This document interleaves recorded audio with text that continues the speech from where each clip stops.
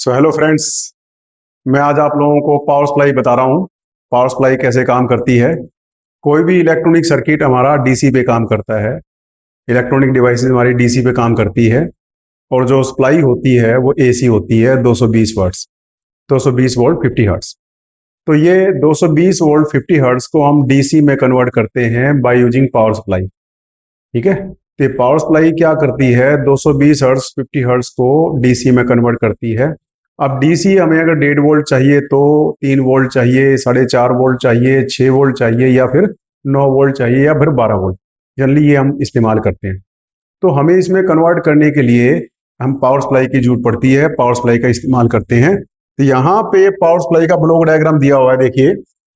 Power supply में ये 1, 2, 3 और 4, ये 4 मेन सेक्शन होते हैं पावर सप्लाई के।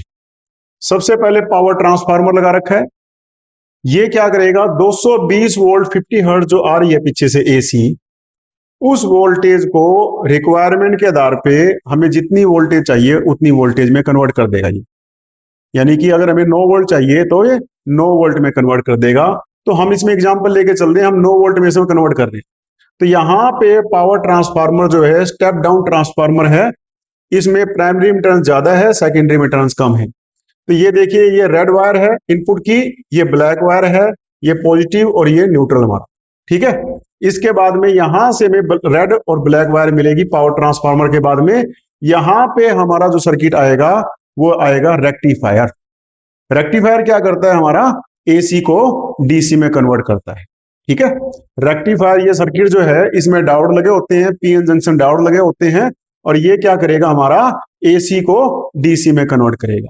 अभी बताता हूं रेक्टिफायर की क्या काम करता है, कैसे काम करता है, कितनी तरह का होता है, ये भी डिस्कस करेंगे हम। रेक्टिफायर क्या करेगा, जो एसी आ रही है उस एसी को डीसी में कन्वर्ट करेगा। ये एसी की 2 साइकिल होती है, पॉजिटिव साइकिल और नेगेटिव साइकिल। अब ये डीसी बन जाएगी हमारी, सिर्फ पॉजिटिव पॉजिटिव साइकिल रहेगी यहाँ पे। ये हमारी कहलाएगी फ्लक्चुएटिंग डीसी। यानी कि डीसी वोल्टेज अगर 9 वोल्ट है तो 9, 0 से 9, फिर 0, 0 से 9, 0, ये इंक्रीज डिक्रीज होती जाएगी। लेकिन हमें फिक्स डीसी चाहिए, तो उसके लिए हमें लगाना पड़ेगा फिल्टर। तो फिल्टर के अंदर हम सर्किट इस्तेमाल करते हैं, फिल्टर अभी वही मैं आपको बताने वाला हूं। इसमें हम लोग इस्तेमाल करेंगे कैपेसिटर या इंडक्टर इस्तेमाल करेंगे। कैपेसिटर इस्तेमाल कर सकते हैं, इंडक्टर इस्तेमाल करते हैं। 2 कंपोनेंट इस्तेमाल करते हैं हम लोग फिल्टर के अंदर। कैपेसिटर इस्तेमाल करेंगे तो शंट में कैपेसिटर लगा लेंगे, और अगर इंडक्टर इस्तेमाल करेंगे तो सीरीज में इंडक्टर लगा लेंगे। ठीक है, तो ये 2 कंपोनेंट हम लोग इस्तेमाल करते हैं। अभी आपको सर्किट दिखाता हूं, बताता हूं कितनी तरह के हमारे फिल्टर होते हैं। फिल्टर के बाद में हमें ऑलमोस्ट ये कांस्टेंट डीसी मिलेगी, थोड़ा सा फ्लक्चुएशन रहेगा जो कि हमारे फिल्टर पे डिपेंड करता है। अगर हमने पाई फिल्टर इस्तेमाल करा है तो फ्लक्चुएशन बहुत ज्यादा कम रहेगा। अब यहां पे हमें लगाना पड़ता है रेगुलेटर। रेगुलेटर का कंसेप्ट क्या है कि मान लीजिए पीछे से जो वोल्टेज आ रही है 220 वोल्ट आ रही है, और यहां हमें 9 वोल्ट मिल गई। तो हमें यहाँ पे 9 वोल्ट चाहिए, रेगुलेटेड पावर सप्लाई हमें 9 वोल्ट चाहिए, तो लगातार आउटपुट हमें 9 वोल्ट मिलेगी। लेकिन मान लीजिए अगर जो वोल्टेज सप्लाई पीछे से इंक्रीज हो जाती है, 220 की बजाय 230 वोल्ट हो जाएगी, 240 वोल्ट हो जाएगी, तो उसी हिसाब से ट्रांसफार्मर ने तो स्टेप डाउन करना है उसी रेशो में। तो यहाँ पे 9 वोल्ट की बजाय हमें मिलेगा 10 वोल्ट या मिलेगा 11 वोल्ट। तो ये 9 वोल्ट या 10 वोल्ट या 11 वोल्ट हम लोगों को मिलेगा, तो 10 या 11 वोल्ट डीसी मिलेगी। तो हमारा कई सर्किट होते हैं इलेक्ट्रॉनिक सर्किट, उसमें हमें 9 वोल्ट फिक्स देनी होती है, वोल्टेज हमें फिक्स देनी होती है, थोड़ा सा वेरिएशन कर सकते हैं हम लोग। ठीक है, लेकिन अगर वोल्टेज ज्यादा चेंज होगी तो वो सर्किट हमारा डैमेज हो सकता है, इसीलिए हमें रेगुलेटर लगाना पड़ता है। तो यहाँ पे रेगुलेटर में हम लोग या तो जीनर डायोड इस्तेमाल कर लेंगे, रिवर्स में जीनर इस्तेमाल कर लेंगे। 9.1 वोल्ट का मान लो यहाँ पे 9 वोल्ट का ले रहे हैं तो 9.1 वोल्ट का जीनर इस्तेमाल कर लेंगे रिवर्स में, तो हमें 9 वोल्ट फिक्स देगा। या फिर हम 7-8 सीरीज की आईसी इस्तेमाल करेंगे, 7809। ठीक है, 7809 9 वोल्ट देगा, 7812 ये 12 वोल्ट देगा, तो 7805 5 वोल्ट देगा। 7-8 सीरीज के इस्तेमाल करेंगे तो वो हमें पॉजिटिव देगा। अगर नेगेटिव चाहिए तो 7-9 सीरीज इस्तेमाल करेंगे, 7-9 सीरीज का हमें नेगेटिव, यानी कि 7-9 अगर 05 इस्तेमाल किया है तो हमें -5 वोल्ट मिलेगा। 7805 इस्तेमाल किया है तो +5 वोल्ट मिलेगा, 7905 इस्तेमाल किया तो -5 वोल्ट मिलेगा। तो यहां हमें रेगुलेटेड आउटपुट मिलेगी, फिक्स वोल्टेज मिलेगी जो हमें चाहिए। इससे हमारा सर्किट डैमेज होने से बच जाता है।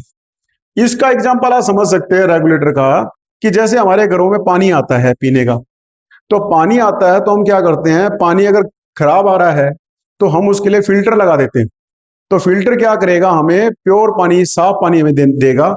अगर साफ आ रहा है तो साफ मिलेगा, अगर पीछे से खराब भी आ रहा है तो भी हमें साफ पानी मिलेगा, जिसके कारण से हमें साफ पानी मिलेगा और हम लोग बीमार नहीं पड़ेंगे।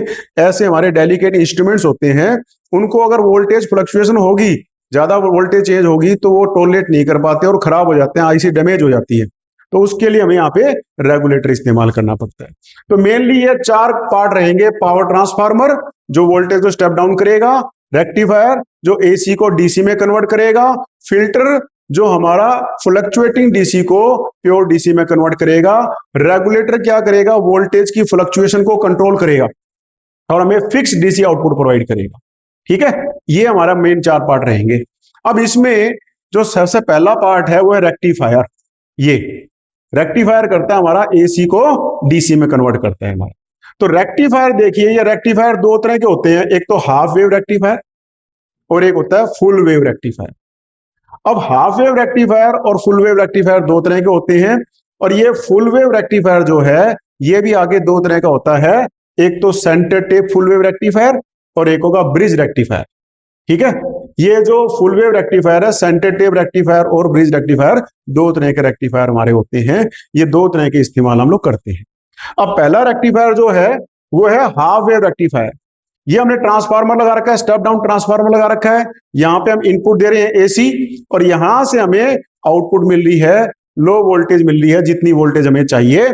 यहां हमने डायोड लगा रखा है, देखिए ये डायोड जब, और यहां पे हमने लोड रेजिस्टेंस लगा रखा है RL, यानी कि ये प्लस वायर मिलेगी डीसी की और ये माइनस वायर मिलेगी। क्लियर है, लाल वायर यहाँ पे लगेगी और काली तार यहाँ पे लगेगी। ये लोड की हमें तार है, यहाँ पे हम लोड लगा सकते हैं, तो लोड ना दिखा करके हमने RL लोड के बराबर रेजिस्टेंस लगा देते हैं सर्किट को कंप्लीट करने के लिए, ताकि करंट उसमें फ्लो कर सके।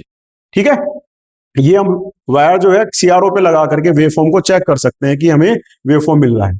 तो देखिए ये एसी है हमारी, positive cycle negative positive negative, लेकिन यहां पे जब पॉजिटिव साइकिल आएगी तो ये पॉइंट हमारा पॉजिटिव बन जाएगा और ये पॉइंट हमारा नेगेटिव बन जाएगा, यानी कि ये पॉइंट हमारा पॉजिटिव बन जाएगा, ये पॉइंट नेगेटिव बन जाएगा। Diode will be forward bias और इसके थ्रू करंट हमारा फ्लो करता है और हमें ये पॉजिटिव साइकिल मिलेगी।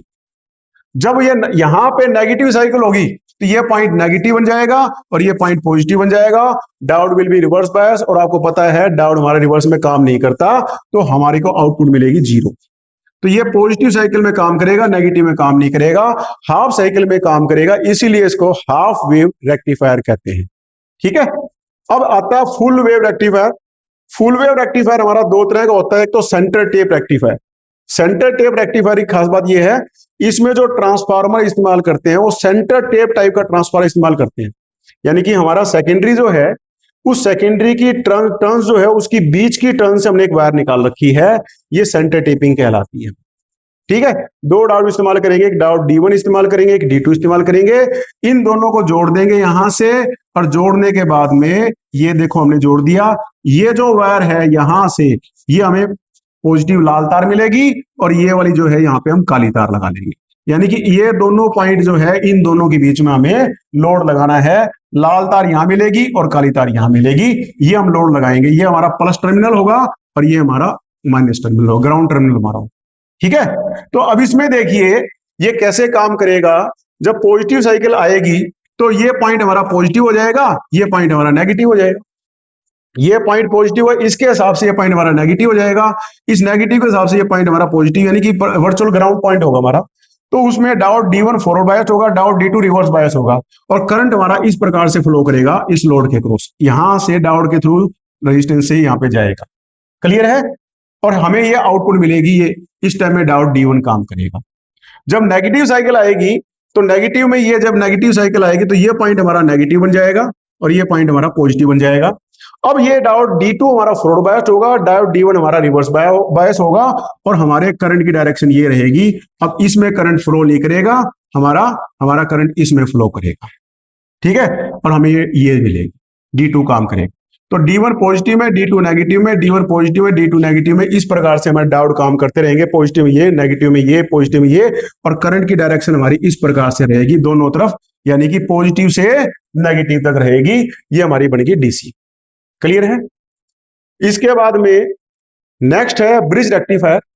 इस ब्रिज रेक्टिफायर में ट्रांसफार्मर के साथ में हमने ये 4 डायोड लगा रखे हैं, D1, D2, D3 और D4। ये नंबर दे दिया इन्होंने, कुछ भी नंबर दे सकते हैं हम लोग, D1, D2, D3 और D4।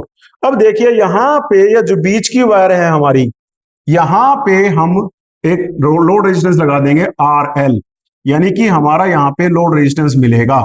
अब ये पॉइंट हमारा पॉजिटिव होगा, ये पॉइंट हमारा नेगेटिव होगा, यानी कि यहां से हमें लाल तार मिलेगी और यहां हमें काली तार मिलेगी। क्लियर है? रेड वायर यहां पे मिलेगी, लगा सकते हैं, और काली तार, ये लोड रेजिस्टेंस हमारा लगा दिया हमने। अब देखिए काम कैसे करेगा ये सर्किट। ये सर्किट इस प्रकार से काम करेगा, जब पॉजिटिव साइकिल आएगी तो ये पॉइंट हमारा पॉजिटिव हो जाएगा और ये पॉइंट हमारा नेगेटिव हो जाएगा। तो उस केस में पॉजिटिव होने के कारण से डायोड जो हमारा काम करेगा इस प्रकार से काम करेगा, ऐसे ऐसे काम। सॉरी मैं गलत बता गया आपको, ये पॉइंट हमारा पॉजिटिव होगा और ये पॉइंट हमारा नेगेटिव होगा, गलत बता दिया मैंने, ध्यान नहीं रहा मुझे। ये पॉइंट पॉजिटिव, ये लाल तार मिलेगी, ये कालम हमें काली तार मिलेगी। ठीक है?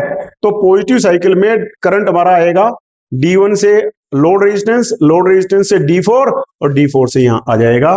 तो पॉजिटिव साइकिल में D1 और D4 काम करेंगे और हमें ये पॉजिटिव साइकिल ये मिलेगी। ठीक है?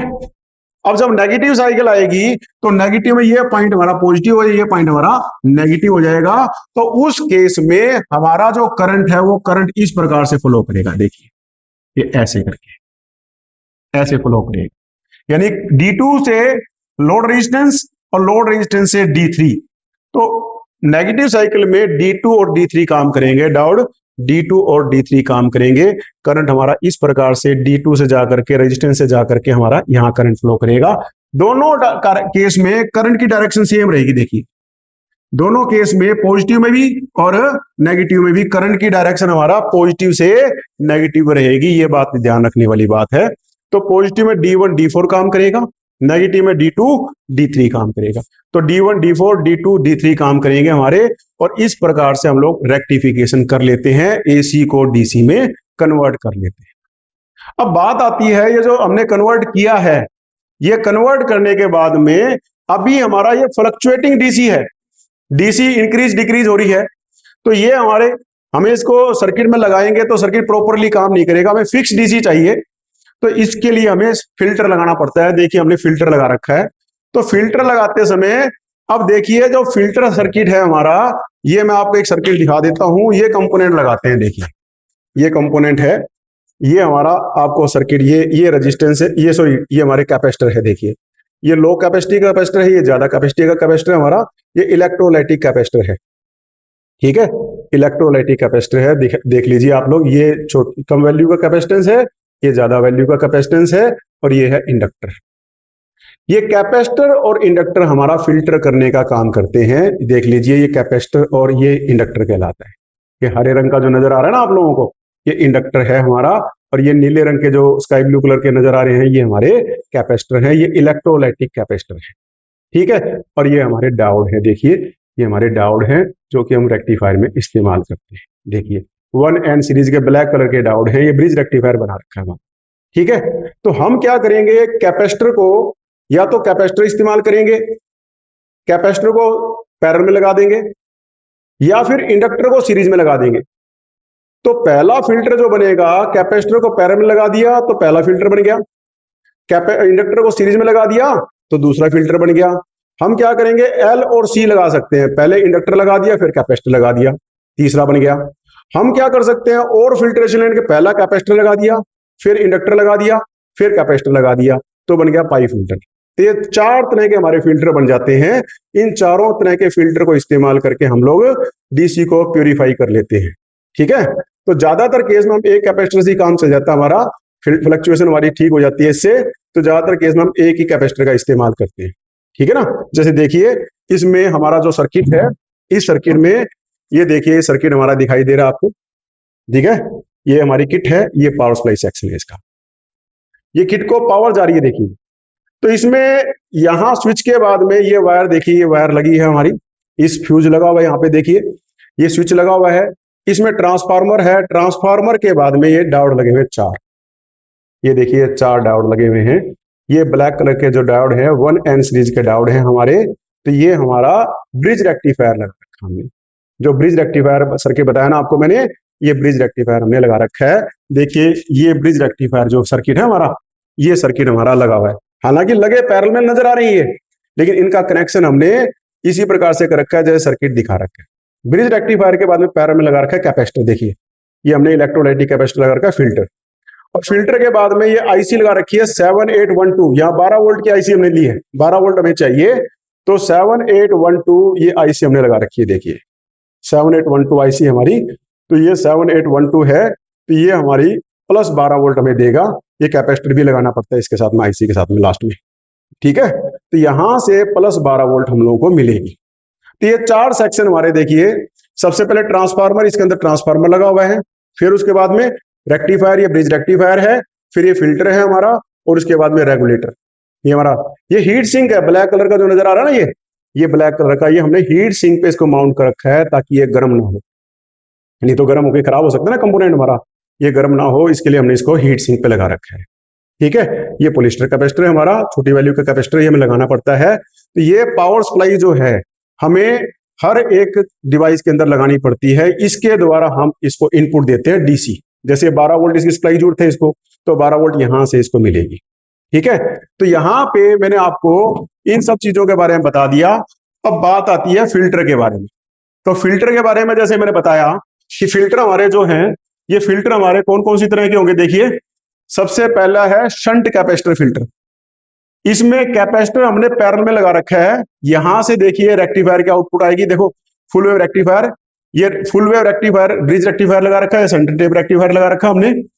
यहां पे कैपेसिटर लगा दिया पैरेलल में, सिर्फ एक कैपेसिटर लगा दिया, और यहां से हमें आउटपुट मिलेगी। देखिए आउटपुट मिल रही है, ये फ्लक्चुएशन हमारी खत्म हो जाती है, ठीक है। शंट कैपेसिटर फिल्टर ज्यादातर केस में यही इस्तेमाल कर लेते हैं।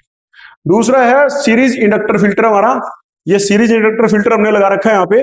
तो सीरीज इंडक्टर फिल्टर में कंसेप्ट क्या है कि हम लोग ये इंडक्टर लगा रखा है सीरीज में, ठीक है। इंडक्टर हमने सीरीज में लगा रखा है, तो ये भी हमारा फिल्टर काम करेगा। देखिए एसी ये रेक्टिफाइड हमारी, और ये देखिए हमारा फ्लक्चुएटेड डीसी मिल रही है, लेकिन ये टोलरेबल है, ठीक है। इंडक्टर लगा रखा। तीसरा जो सर्किट है वो कहलाएगा एल और सी। हमें और प्यूरिफिकेशन करनी है, ठीक है। हम इसके द्वारा भी कर सकते हैं, इसके द्वारा भी कर सकते हैं।